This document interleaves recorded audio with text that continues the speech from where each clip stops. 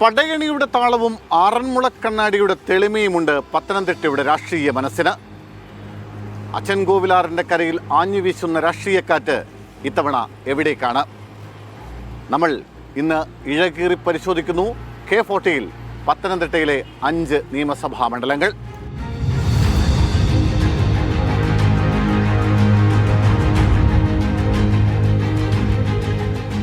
ആറന്മുള, റാന്നി, കോന്നി, അടൂർ, തിരുവല്ല, ആകെ 5 നിയമസഭാ മണ്ഡലങ്ങൾ. കഴിഞ്ഞ നിയമസഭാ തെരഞ്ഞെടുപ്പിൽ ഈ 5 ഇടങ്ങളിലും LDF സമ്പൂർണ്ണ ആധിപത്യം സ്ഥാപിച്ചു. UDFന് അവരുടെ കോട്ടകൊത്തളങ്ങൾ പോലും കൈവിട്ടുപോയി. മാറിയ രാഷ്ട്രീയ സാഹചര്യത്തിൽ പത്തനംതിട്ടയുടെ രാഷ്ട്രീയ മനസ്സ് ആർക്കൊപ്പമാണ്? എന്തൊക്കെ രാഷ്ട്രീയ അട്ടിമറികൾ ഇത്തവണ പത്തനംതിട്ടയിൽ സംഭവിക്കും? അതാണ് നമ്മൾ പരിശോധിക്കുന്നത്.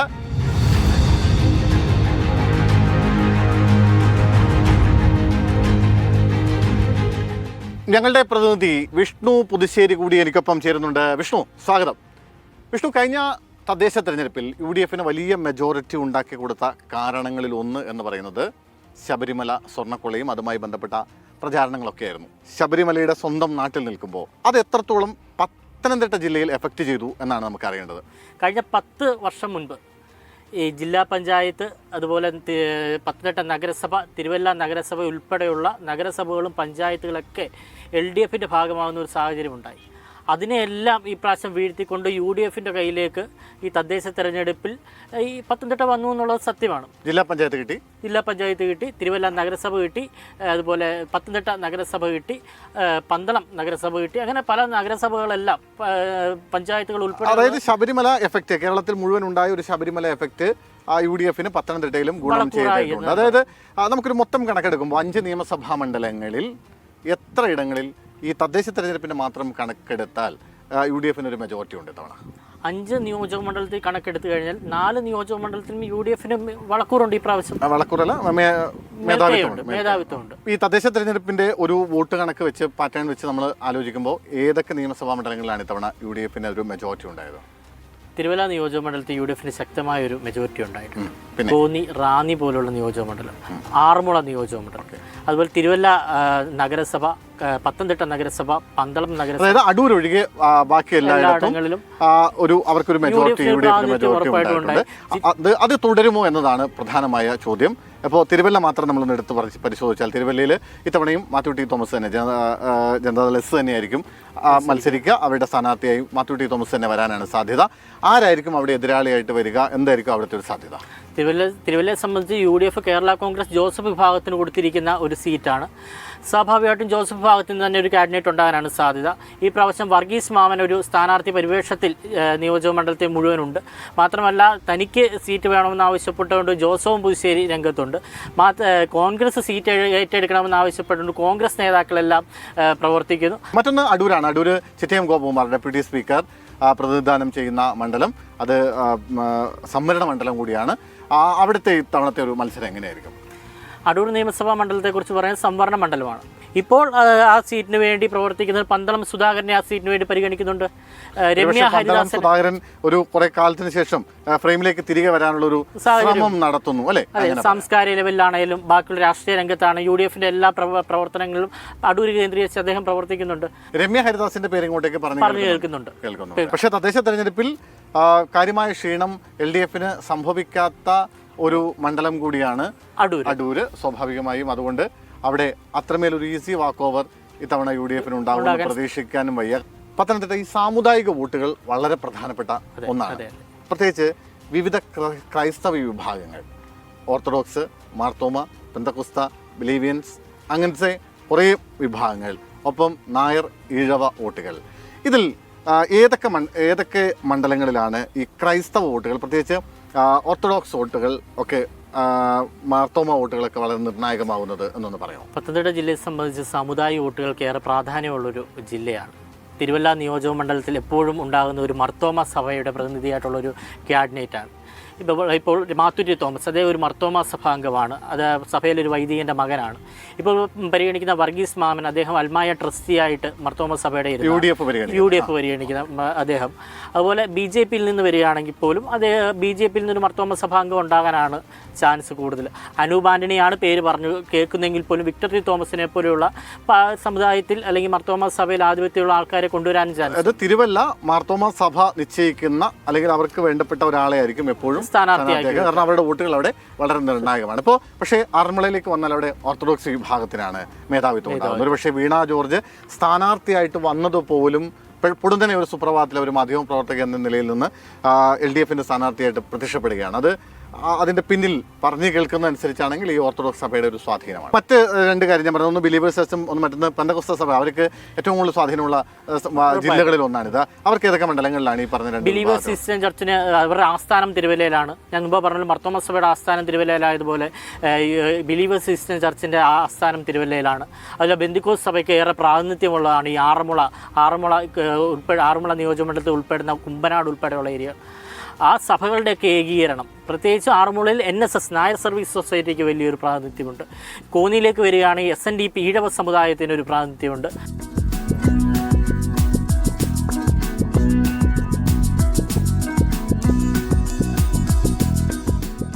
ആറന്മുള നിയമസഭാ മണ്ഡലത്തിലാണ് മന്ത്രി വീണ ജോർജിൻ്റെ മണ്ഡലം.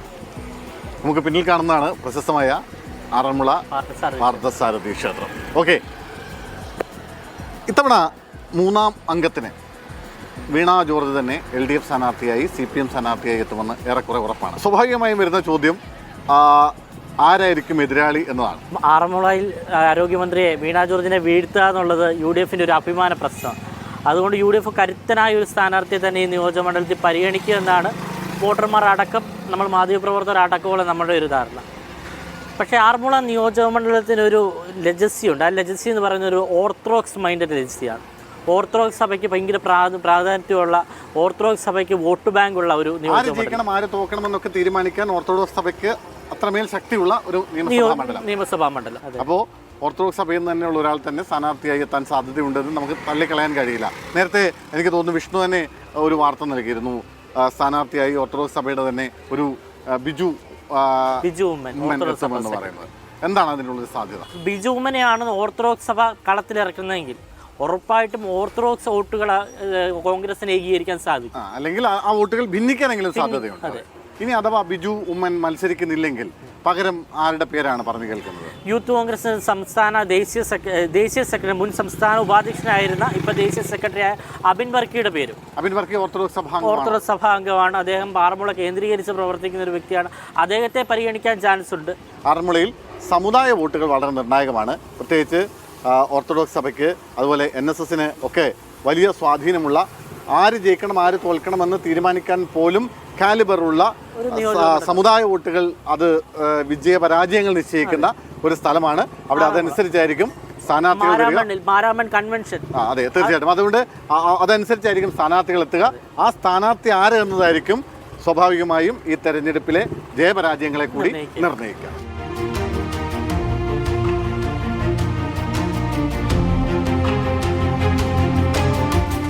റാന്നിയിലാണുള്ളത്.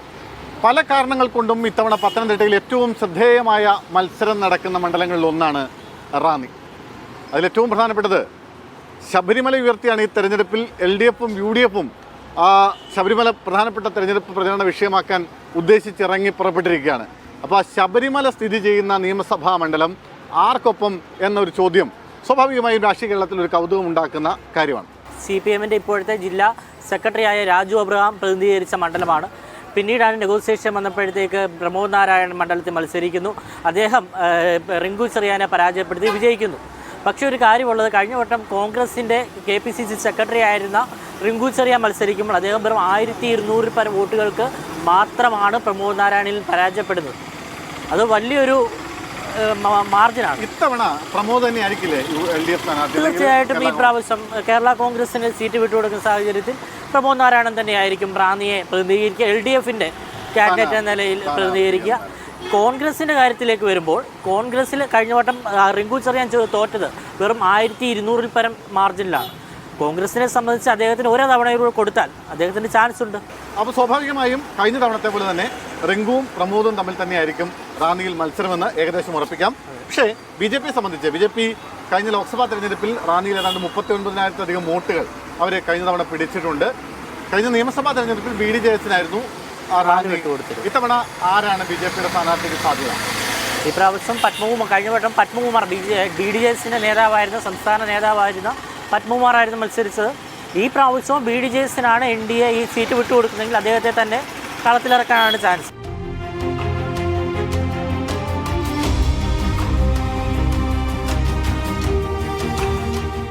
പത്തനംതിട്ടയിൽ ശ്രദ്ധേയമായ മത്സരം നടക്കുന്ന മറ്റൊരു നിയമസഭാ മണ്ഡലം കോന്നിയാണ് അല്ലേ? ഏതാണ്ട് 10-25 വർഷക്കാലം അടൂർ പ്രകാശിൻ്റെ സ്വന്തം മണ്ഡലമായിരുന്നു. UDF-ന്റെ ഉരുക്കു കോട്ടയായിരുന്നു കോന്നി. പക്ഷേ അടൂർ പ്രകാശ് MP തിരഞ്ഞെടുക്കപ്പെടുമ്പോൾ അവിടെ നടന്ന ഉപതെരഞ്ഞെടുപ്പിൽ CPM ജിനീഷ് കുമാർ അത് പിടിച്ചെടുക്കുന്നു. പിന്നീട് അങ്ങോട്ട് നടന്ന നിയമസഭാ തെരഞ്ഞെടുപ്പിൽ ജിനീഷ് കുമാർ അത് നിലനിർത്തുന്നു. ജിനീഷ് കുമാർ സിറ്റിംഗ് MLA തന്നെയാണ് LDF-ന്റെ സ്ഥാനാർത്ഥിയെന്ന് ഉറപ്പാണ്. ആരായിരിക്കും UDF സ്ഥാനാർത്ഥിയായി വരിക? ഈ കോന്നി നിയോജകമണ്ഡലത്തിനൊരു പ്രത്യേകതയുള്ളത് SNDP ഈഴവ സമുദായത്തിന് നിർണായക വോട്ടുള്ളൊരു നിയോജകമണ്ഡലം. ഈഴവ വിഭാഗത്തിൽ നിന്നുള്ളൊരു ക്യാബിനറ്റ് ആയിരിക്കും ഉണ്ടാകുക. അത് ഇടതായാലും വലതായാലും ഈഴവ വിഭാഗത്തിൽ നിന്നുള്ളൊരു സ്ഥാനാർത്ഥിയാകും ഉണ്ടാകുക. കഴിഞ്ഞ വർഷം അതിന് നേരെ വിപരീതമായി അടൂർ പ്രകാശിൻ്റെ നിർബന്ധത്തിന് വഴങ്ങി അദ്ദേഹത്തിൻ്റെ കടുത്ത അനുയായിയായ റോബിൻ പീറ്ററെ മത്സരിപ്പിച്ചു. അദ്ദേഹം ദയനീയമായി പരാജയപ്പെടുകയും ചെയ്തു. പക്ഷേ ഈ പ്രാവശ്യം അങ്ങനെ ഒരു ചാൻസ് എടുക്കാൻ കോൺഗ്രസ് നേതൃത്വം തയ്യാറാകുമോ എന്നുള്ള കാര്യത്തിൽ സംശയമുണ്ട്. കാരണം നിയോജകമണ്ഡലം എല്ലാം കോൺഗ്രസ് കോൺസെൻട്രേറ്റ് ചെയ്യുകയാണ്. വളരെ പ്രധാനപ്പെട്ടതാണ് ഓരോ നിയമസഭാ മണ്ഡലവും. അതുകൊണ്ട് ആർക്കായിരിക്കും സാധ്യത? കോൺഗ്രസ് ഈ പ്രാവശ്യം പരിഗണിക്കുന്നത് ഈഴവ സമുദായത്തിൽ നിന്ന് അംഗമായ അല്ലെങ്കിൽ ഈ ശിവഗിരി മഠമായിട്ട് ശക്തമായ ബന്ധമുള്ള അല്ലെങ്കിൽ SNDP യോഗമായിട്ട് നല്ല ബന്ധം പുലർത്തുന്ന ശൈലാജിനെ മത്സരിപ്പിക്കാനാണ് സാധ്യത. ശൈലജ അടൂർ പ്രകാശിൻ്റെ ഏറ്റവും അടുത്ത ബന്ധുവാണ്. മാത്രമല്ല ശൈലജിന് കുടുംബപരമായും പല ബന്ധങ്ങൾ ഈ കോന്നിയിലുണ്ട്. ആ കാര്യങ്ങളെല്ലാം പരിഗണിക്കുമ്പോൾ മാത്രമല്ല ഈ സമുദായ സമവാക്യം കൂടെ പരിഗണിച്ചു കഴിഞ്ഞാൽ ഉറപ്പായിട്ടും ശൈലജ അവിടെ രംഗത്തിറങ്ങിക്കഴിഞ്ഞാൽ കടുത്ത മത്സരം തന്നെ KU ജിനീഷ് കുമാറിനെ നേരിടേണ്ടി വരും. കോന്നിയിൽ സ്വാഭാവികമായിട്ട് 2 കാര്യങ്ങൾ കൂടിയാണ് പ്രധാനമായും ഈ തെരഞ്ഞെടുപ്പിൽ ചർച്ചയാവുക എന്നാണ് ഞാൻ വിചാരിക്കുന്നത്. ഒന്ന് കോന്നി മെഡിക്കൽ കോളേജുമായി ബന്ധപ്പെട്ട വിഷയങ്ങൾ, മറ്റൊന്ന് കാർഷിക മേഖലയാണ് കോന്നി. അതായത് പൂർണ്ണമായും ഇങ്ങനെ പച്ചപ്പ് വിരിച്ചു കിടക്കുന്ന സ്ഥലമാണ്.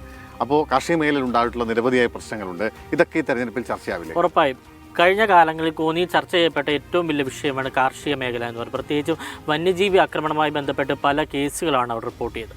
ഇതുമായി ബന്ധപ്പെട്ട് യാതൊരു തരത്തിലുള്ള നടപടികളും സർക്കാരിൻ്റെ ഭാഗത്തുനിന്നും ഇല്ല എന്ന് പൊതുവായി ജനങ്ങളുടെ ഇടയിലൊരു സംസാര വിഷയമുണ്ട്. അതൊക്കെ ഉറപ്പായി തന്നെ KU ജിനീഷ് കുമാറിന് വിപരീതമായിട്ട് വോട്ടിന് കാരണമാവും. അതുപോലെ കോന്നി മെഡിക്കൽ കോളേജ് അടക്കമുള്ള വിഷയങ്ങളും സ്വാഭാവികമായും ഈ തവണ തെരഞ്ഞെടുപ്പിൽ ചർച്ചയാവും. ഒരു ഈസി വാക്ക് ഓവർ ജിനീഷ് കുമാറിന് ഇത്തവണ ഉണ്ടാകുമോ എന്നറിയണമെങ്കിൽ അപ്പുറത്ത് സ്ഥാനാർത്ഥി ആരാണ് എന്നറിയണം. അതിനുശേഷമേ ഒരു അന്തിമ ചിത്രത്തിലേക്ക് നമുക്ക് കോന്നിയെ സംബന്ധിച്ച് വരാൻ കഴിയും.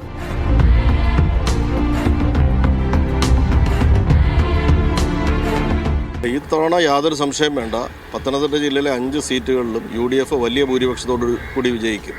ശബരിമല ഈ തെരഞ്ഞെടുപ്പിൽ ഒരു വിഷയം തന്നെയാണ്. പത്തനംതിട്ട ജില്ലയിലെ റാന്നിയിൽ ശബരിമലയിൽ അയ്യപ്പന് പോലും അവിടെ സ്വസ്ഥമായിട്ടിരിക്കാൻ പറ്റാത്തൊരു സാഹചര്യം, അയ്യപ്പൻ്റെ മുതൽ പോലും മോഷ്ടിക്കപ്പെടുന്നൊരു സാഹചര്യം, അതിനെപ്പോലും സംരക്ഷിക്കാൻ പറ്റാത്തൊരു ഗവൺമെൻറ് കേരളം ഭരിക്കുമ്പോൾ അത്തരത്തിലൊരു ഗവൺമെൻറ്, അത്തരത്തിലൊരു പാർട്ടി ഇനി കേരളം ഭരിക്കേണ്ട എന്നുള്ള ശബരിമല ഭക്തരുൾപ്പെടെ അയ്യപ്പ ഭക്തരുൾപ്പെടെയുള്ള കേരളത്തിലെ പൊതുസമൂഹം അങ്ങനെ ഒരു തീരുമാനം എടുത്തിട്ടുണ്ട്.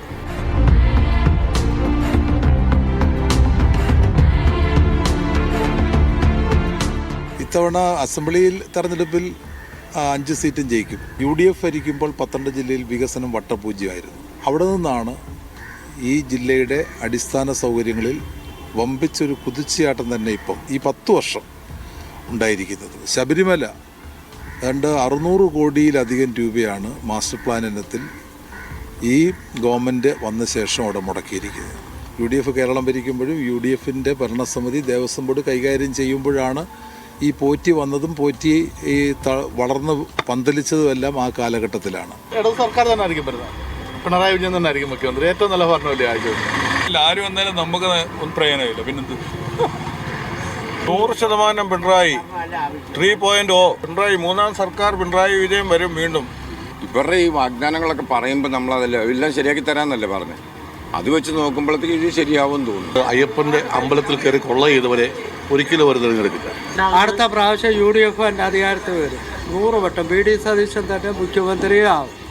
രക്തസാക്ഷികളുടെ ഫണ്ട് തട്ടിയെടുത്തവന്മാരവന്മാർ അവരെ ആരെങ്കിലും അധികാരത്തെ കയറ്റും. ശബരിമലയും സ്വർണ്ണക്കൊള്ളയും ഒക്കെ പ്രധാന പ്രചാരണ വിഷയങ്ങളാവുന്ന ഈ നിയമസഭാ തെരഞ്ഞെടുപ്പിൽ അയ്യപ്പൻ്റെ സ്വന്തം മണ്ണ് ഇത്തവണ ഏത് മുന്നണിയെ പിന്തുണയ്ക്കും? അതോ മറ്റേതെങ്കിലും വിഷയങ്ങളായിരിക്കുമോ പത്തനംതിട്ടയിൽ തെരഞ്ഞെടുപ്പ് ഫലത്തെ സ്വാധീനിക്കുക? കാത്തിരുന്ന് കാണാം.